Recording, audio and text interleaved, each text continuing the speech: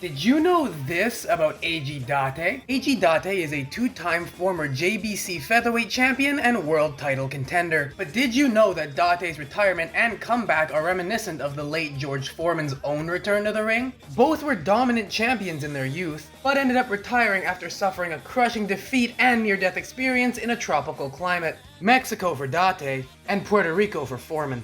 After an extended amount of time out of the ring, both men were able to make a return, despite comments of them being too old or over the hill. They even became champions again. However, there are some key differences. For starters, Date was only retired for 4 years, whereas Foreman was retired for a whole decade. While both succeeded in becoming champion again, Date won a national title, whereas Foreman not only succeeded where Date failed and became world champion again, he did it at the age of 45, then becoming the oldest heavyweight champion in history. Date becoming a successful businessman during his retirement might be a nod to Foreman's entrepreneurial successes, like the George Foreman Grill. Date's wife pleading for him to return could be a reverse parallel to Foreman's wife stopping him from making a comeback at 55 years old. There's one final link between these two boxers: spirituality and visions. Date would frequently dream of winning the world title and holding his miscarried first son in his arms, thus helping inspire him to return to the ring. And after his loss in Puerto Rico, Foreman, who was suffering from exhaustion and heat stroke, prayed to God for help.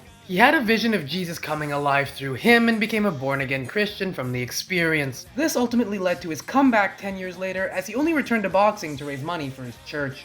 Rest in peace, Big George Foreman. This video is dedicated to you. In honor of the career and life of the late great George Foreman, next video we will talk about his crossguard and its portrayal in Hajime no Ippo.